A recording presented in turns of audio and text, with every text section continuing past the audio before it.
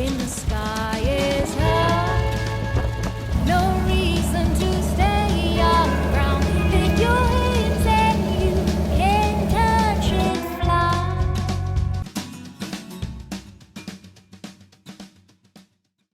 Hello and welcome to the Aviatrix Book Review. I'm Liz Booker. For Women's History Month, I'm highlighting the women who flew for their countries during World War II. My guest today fulfilled a promise that she made to her late husband, Ed Ramsey, to write the story of his sister, Nadine Ramsey, who served as a WASP in the United States. She's joined by her co-author to talk about their book, Taking Flight, the Nadine Ramsey story. You can find them on Facebook and at their website, NadineBRamsey.com.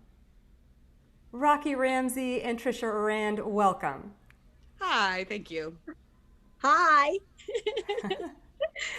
I am so excited to talk about this very special story about your sister-in-law, Nadine. And Raqui, when did you meet Nadine? I met her in 1980, right after Ed and I got married in Las Posas, Camarillo. And we were at the house of his son, Ed Jr., and that's where I met Nadine. He had told me all about his sister, so I had an idea. But when I met her, I just found what a wonderful, truly loving and caring woman she was.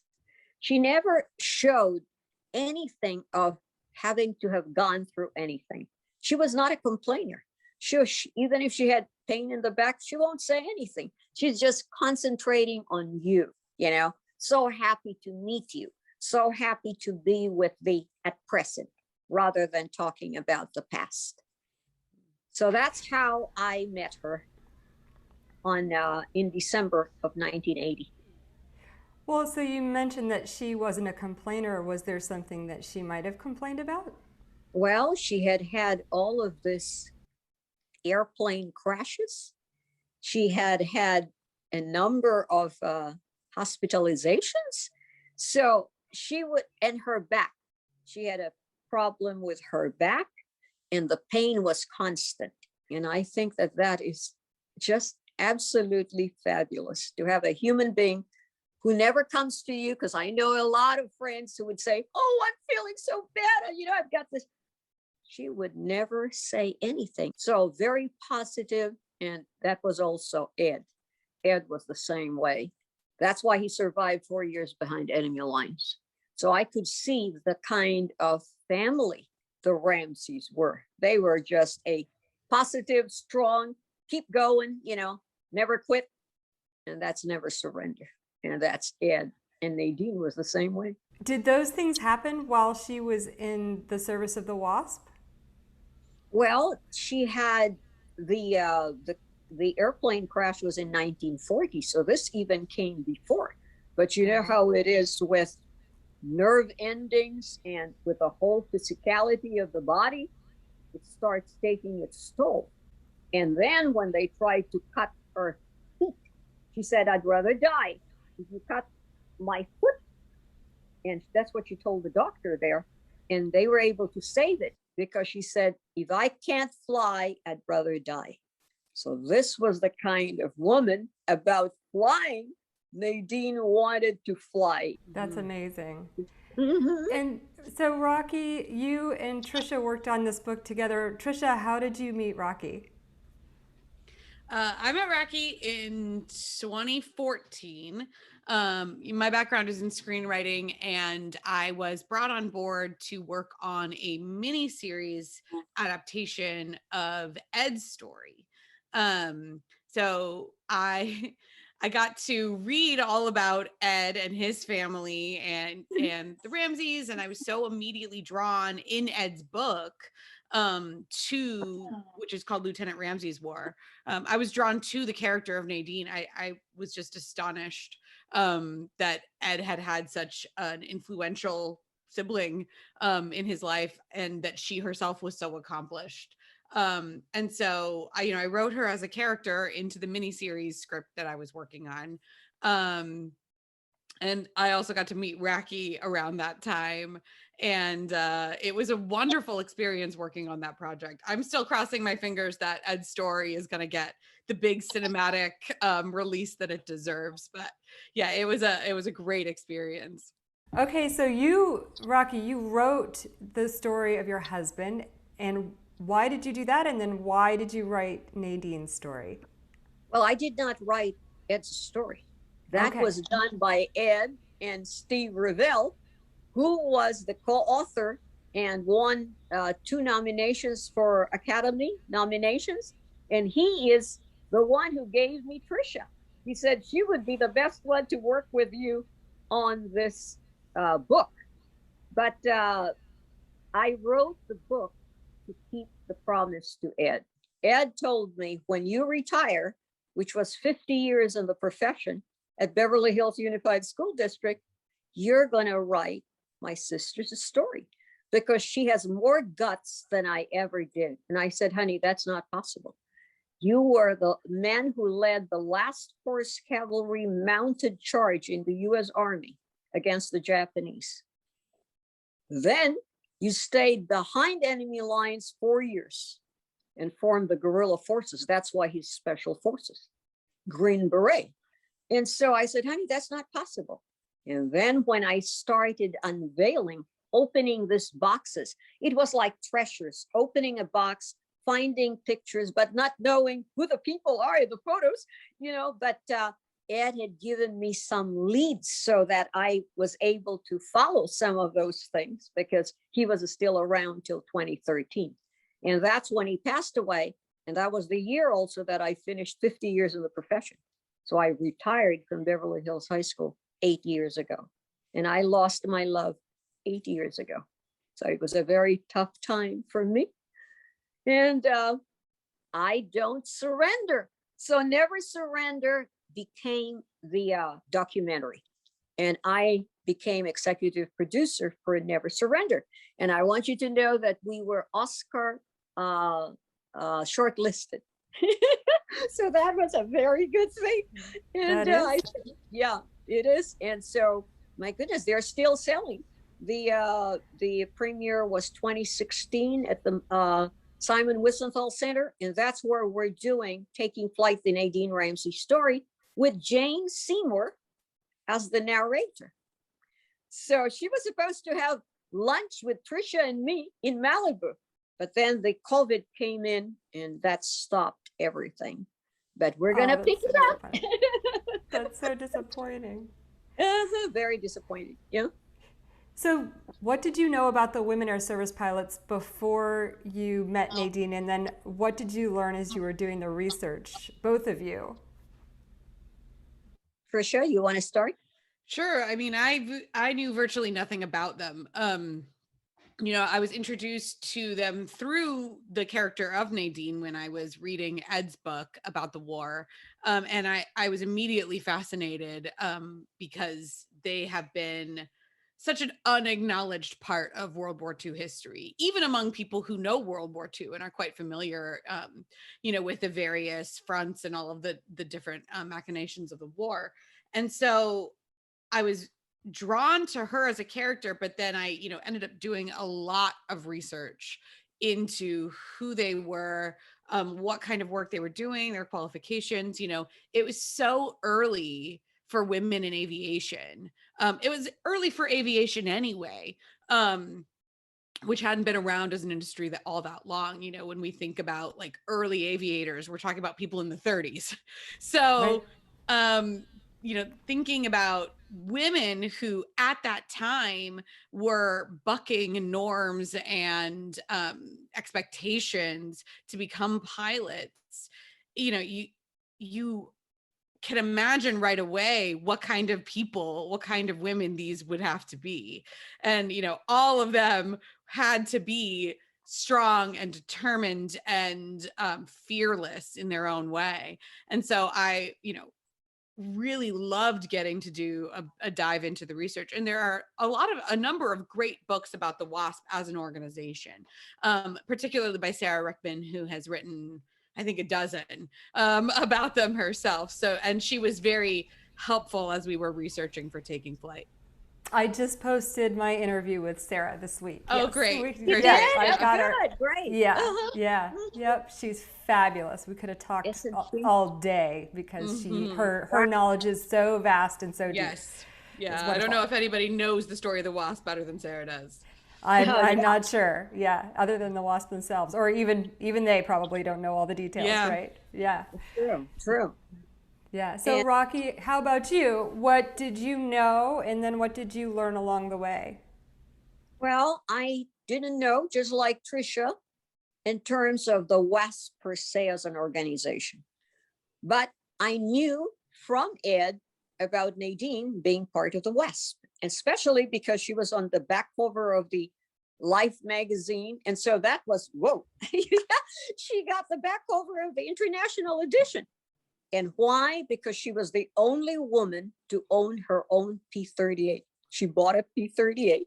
I thought that was so fascinating that here's this woman buys a P38. That's her desire. And she becomes the only woman who owns a P38. And the Association of P38, in fact, they just did a review on her. And she's on the Wasp wall in March Airfield, and there is Nadine. And so I thought, wow, she really was something. And he said, she's a pioneer. So he used the word pioneer, ahead of her time. The same as Mom. Mom was a dermatologist in the 1800s. She, that's her period. And then she set up her clinic at the Lassen Hotel in Kansas. So here is this pioneering spirit. And I just loved it when I saw in the Women in Aviation conference that there is a Pioneer Hall of Fame. Well, guess what?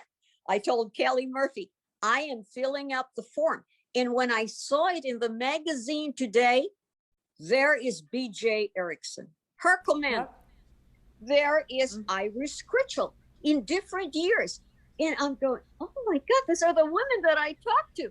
And they are all in the Hall of Fame. And of course, now Major General Genie Levitt, who wrote my foreword for the book. I said, this is really the place Nadine belongs. So I'm going to submit entry for Nadine for Pioneer Hall of Fame. Excellent. I can't wait to see her there. Uh-huh. That's amazing. That's wonderful. So what else was special about Nadine's experience as a wasp? There was so much. Yeah. So, the wasp, when you look at all of the individual stories of the 1,100 women who did this job for their country, they're really varied. But Nadine's path was also incredibly unique. She was one of the most experienced pilots that ended up joining the WASP, but wasn't one of the originals. So originally the WASP, what the organization that later became the WASP, was the Women Auxiliary Ferrying Squadron. And that was, I believe it was 27 women that formed that squadron that were already very experienced pilots. And they were just sort of trained quickly on military aircraft, and they started ferrying very quickly. And then when Jackie Cochran came along and set up the WASP organization more formally through the Army, and they started training at Sweetwater in Texas, those were often less experienced pilots who then were being trained to fly, as well as to fly military aircraft at the same time, who then went on to, fill different roles in the war effort. Nadine was somewhere in between because she was already a very experienced pilot, but she had been actually training other pilots with CAP in Arizona with the Civil Air Patrol. So she had been doing that job instead of flying with the WAFs earlier. And so then she became one of the pilots that ended up going on to actually ferry aircraft, along with a lot of the original, women of the ferrying squadron. So she was among a very few women who were ferrying, among an even fewer women who were ferrying fighter aircraft. And then among a very, very few women, only 26 women who ended up flying the P38. So lots of unique experiences as she made her way through there. She was, I would say, a mentor to many of the others. Yes. Being older and with experience that she had, they looked up to her and they would get counsel from her. And because she's such a loving and caring person, the people got attached to her. The women just became real friends. And her real friend was B.J. Erickson. This was a real friend. She would visit her in the Marlora Convalescent Hospital. And every week we would go and see her. And there's also B.J. So we would all have a get together. And of course, I got to know the two daughters, and Terry Reinhardt is one of them. In fact, she was at the premiere of Ed's Never Surrender, and she will be interviewed for Taking Flight, the Nadine Ramsey story for our documentary. And I mean, she's the daughter of B.J. Erickson. And so this closeness that Nadine had with the women was really so valuable for them, because they knew here was this lady who did this. So if she can do it, we can do it. But it's that fighting spirit that all of them have, you know, doesn't matter what's going on, we're gonna move on. And I think also what is important is that Ed felt, because he fought for recognition for the Filipino comrades that he had during the war. He saw how hard that was to get recognition, to be given the benefits and the rights.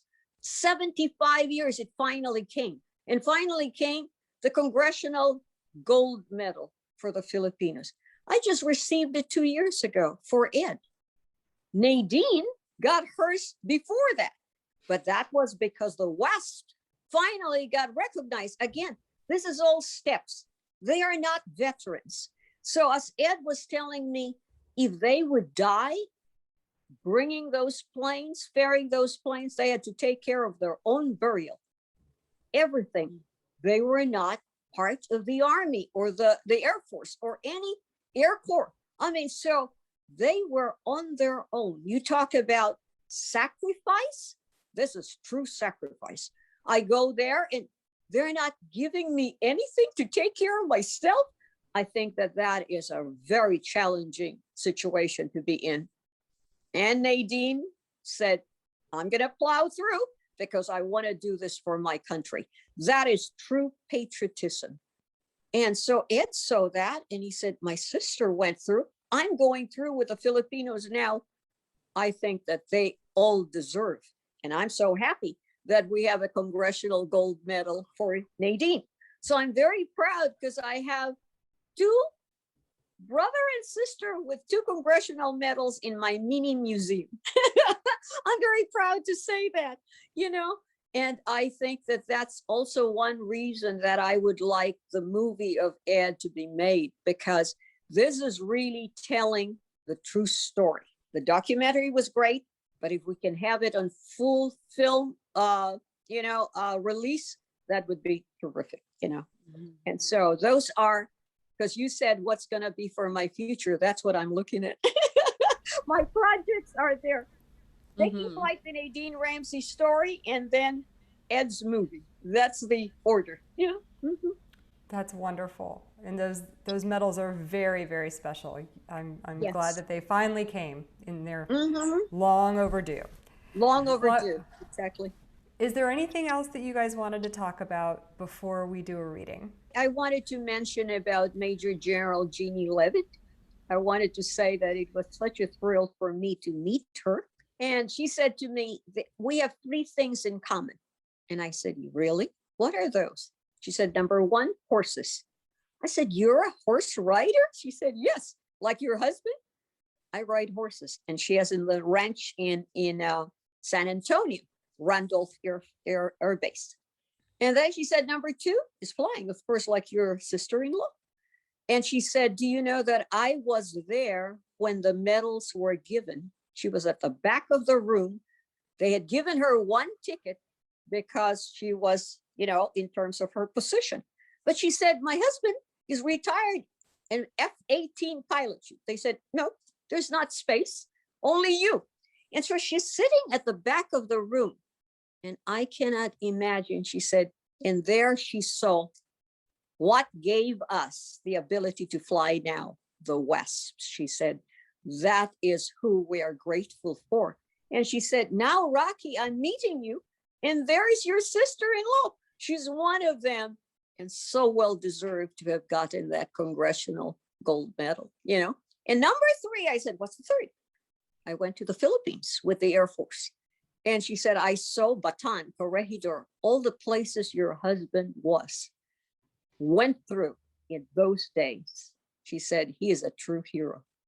And so imagine that touched me so deeply. For the first time, I meet this incredible woman, F-15 pilot, you know, first aviator and fighter plane veteran and all. And she is so down to earth. And she's talking to me like we knew each other for a long time. I think that that was the most wonderful meeting that I had with a Pioneer Hall of Fame. Of course, I knew B.J. Erickson, you know, personally. So I said, I have now 3 of them. Iris Pritchell, 3 that are in the Hall of Fame that I got to know, which I'm very, very proud to know. That's lovely. That's lovely. Yeah, one thing that I just want to mention is that working on this story, researching and writing Nadine's story really changed me. And not just because the process of it was very different for me coming from a screenwriting background, but also I think that people tend to think of World War II stories as existing a long time ago, and the people who were there are no longer with us, and none of it really matters anymore. Especially among younger generations, that's an unfortunate, I think, but common sort of mindset. And especially in the field of women in the military and women in aviation, we know that there is not equality yet in so many of these fields. And the people who paved the way for women who are still breaking barriers today are not long gone. They are still here. And their stories did not happen that long ago in the distant past. And I think that that was something that you only really understand the true impact of when you start to dive into these stories. And it really changed me getting to not only speak with some of the women who were there, which was incredible, but also getting to write down, it's a very 20th century story, but the impact that it is having now still on the 21st century is palpable and very moving,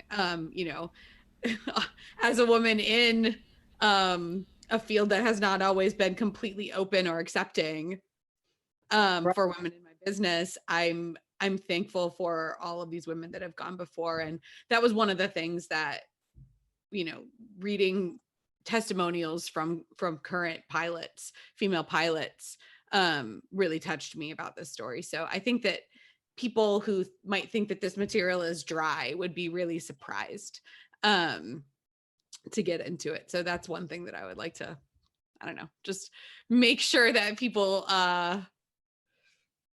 consider when they're thinking about biographies or stories that are history, Oh, I couldn't agree more with you, Tricia. And I was just thinking about this the other day. I reread another book, Flying for Her Country, which is a comparative study of the WASP and the Russian women who flew during World War II. And my friend wrote this book, and I interview her. But at the end of it, she kind of ties together the timeline from, when the WASP were disbanded, when they had their first reunion in the 1970s. I'm a child of the 70s. And that was the first time, that was the period of time when the military services were just integrating their first classes that included women. And then, I come into the military in the 1990s, and I'm still dealing with, oh, we haven't ever seen women before. We don't know what to do with you, And so, I was very similar. I've studied World War II. I have, international relations and political science degree. I took Naval War College courses on, historical battles and confrontations. But for me, it's the resonance of, you know, me personally being able to connect to my history that brings this history to life for me, and how that thread ties together. I've met some of the WASP, I've met some of the Russian women pilots, and so I agree with you. When whatever way you need to find into identifying with that history, it's so rich, so fascinating. And you're right, these biographies are human stories, and they resonate because we all go through trials and tribulations, and we can see other people's strength in these stories. So really great point. Liz, where were you assigned in foreign service? Oh, so I was only assigned in one position where I was responsible for interacting in that capacity, which was my last tour as the senior defense official to the Barbados and the Eastern Caribbean. So I was the senior military. Yeah, I was the senior military I love that place. I representative. love Barbados. Well, I had 7 countries. I lived in Barbados and had 7 countries that I was working with. So went working. Oh, I Yeah, see. Congratulations. I love that. thank you. You have Thank a you. fabulous background, Liz. Oh, No question. thanks. Ladies, I would love it if you could both do a reading. I know that you both have something selected. Yes. Sure. Go So ahead, who Raqui. wants to start? I chose When Nadine Buys Her P38, because to me that is so fascinating. A woman decides this is what she wants. Chapter 11, Her Own P38, on page 154. Beginning in the spring of 1945, surplus warplanes were ferried to sales centers across the country, some of them by former WASPs. The aircraft ran the gamut from war-weary and damaged to those with fewer than 100 flying hours. In early February 1946, that resonates for me because I was born in 1946, February, Nadine learned that nearly 500 P-38 Lightnings were for sale at Storage Depot number 41 of the War Assets Administration, formerly the Kingman Army Airfield in Kingman, Arizona. There, thousands of war-class and decommissioned aircraft were lined up in rows across 4,000 acres of desert, waiting to be turned into scrap metal. The Lightnings, which each had cost $115,000 to make more than 1.6 million in 2020 dollars, were going for 1,250 per plane, less than 18,000 in 2020 dollars. A P-38 at that price was a steal, but on her instructor's salary, Nadine didn't even have that much money readily available. She knew her brother would understand her reason for buying a P-38. So she called Ed and asked for a loan. When he heard what she wanted, he laughed and said, yes. On Valentine's Day, Nadine went to Kingman and found the plane of her dreams. She bought it on the spot, making her P-38 one of only 10 planes that were ultimately purchased in Kingman. She flew it back to Long Beach the same day. Sure enough, Nadine's purchase made the news.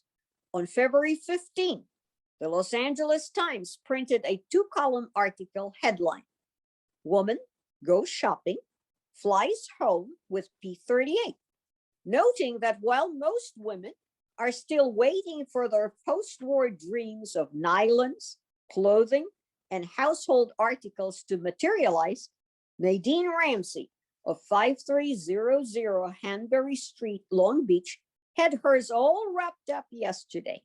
Only it wasn't a feminine item. Nadine, the reporter wrote, had stepped figuratively and actually into the stratosphere when she picked off a bargain at such a saving that womankind everywhere can envy her without reserve. She not only scored a neat victory over all bargain hunting competitors, but so far as is known, she became the first female civilian in the world to own outright one of the world's fastest airplanes. And that was the plane that you see there. That's her P38. That's fantastic. That's a really great story. So I am going to read a passage from one of the beginning. The beginning is of one of the sections. So Raqui was fortunately on board with this idea that I had as I was approaching the writing of the book, to include sections that were told in a little bit more of a narrative style with a little bit more flair to the writing. And so this is a section about when Nadine first joined the recruits at Sweetwater Field to become a WASP, and about training there. This is part 3, In Flight. At the sound of reveille, Nadine threw off her thin cotton sheets, careful to keep them from falling in the dirt. The air was already humid and filled with the electric whine of insects. It was going to be another sweltering day with no rain. Yesterday's heat had melted into one of those brutal Texas summer nights that made it impossible to sleep indoors, so Nadine and her roommates, or baymates, had been allowed to drag their cots outside to sleep under a pearlescent half-dollar moon set against the brilliant swath of the Milky Way. A good night for night flying, she had thought, although neither she nor anyone else had been sent up. Meanwhile, they risked the darkness of night when the ground became rife with Sweetwater's ever-present tarantulas, scorpions, and rattlesnakes. But Nadine had learned to tuck her sheets in tightly around her body when sleeping under the stars, and that usually kept the critters out. "Ramsey," a voice called, and Nadine looked over to see her best friend Joe comically struggling to wrestle her cot back into the bay where they lived. She jumped up grinning and hurried to help the petite blonde trainee, Helen Jo Severson from Billings, South Dakota. Nadine and Joe had arrived at Sweetwater on the same day, and because their names were close alphabetically, had been assigned to the same bay. They had taken to each other immediately. Joe was sweet, stubborn, and deeply good-hearted. Nadine found it funny that Joe and some of the others looked up to her, although she was always glad to give flying advice if anybody wanted it. At 31, Nadine was the oldest woman in her bay, one of the most experienced trainees on the base, and because she'd been married, however briefly, to her high school sweetheart, she was thought of as worldly. Joe was 24 and married too. Her husband Rob was a captain fighting in the skies over Europe. She missed him terribly and talked about him daily. Nadine and Joe hauled their cots into the long barracks, where Nadine noticed with annoyance that, although she had just swept it yesterday, the floor was already covered with dust. Sweetwater was hotter than Hades, as dirty as the Dust Bowl, and windy to boot. One of the girls had joked that when a windstorm and a thunderstorm happened at the same time, it was actually capable of raining mud. First up was flight instruction, so Nadine and Joe quickly changed, pulling on their zoot suits, standard issue Army coveralls, and pausing to tediously roll up the trailing sleeves and ankle cuffs. Nadine darted into the bathroom, where at least 8 other women crowded around 2 sinks, frantically brushing their teeth. A couple looked hungover, some daubed on makeup and pulled rollers out of their hair. Nadine studied her own reflection. Her hazel eyes were merry and her cheeks sunburned pink. Once ready, she joined the formation outside under the direction of her squadron commander, Marianne Beard. As she waited for the last few trainees to hurry and take their places, Nadine thought about her brother Ed, wondering where he was, if he was alive, if she would ever see him again. She imagined him thinking of her and Nell and of home. All this thinking was useless, she concluded, reminding herself that she was exactly where she needed to be and that Ed would be proud of her. That was lovely. I think it really paints the picture of what life was like there, and it also ties us into Ed's story. So now I'm at a place where I want to read both of their stories to really fully understand the dynamics of the story. I just want to thank you both. I mean, thank you, Raqui, for fulfilling the promise that you made, and thank you, Tricia, for participating in both the telling of the story and sharing the story of how you came together and how you wrote it today. This whole month, this is a 4-part series highlighting the women who flew for their countries this month during World War II. And so we've been able to take the broad strokes, both on the European front and the United States, but really being able to delve into the individual personality of someone who you knew so well and whose story that you promised to tell. It's wonderful. Thank you for sharing it with me. Thank Well, you. Thank you. Thank you so much. Hey.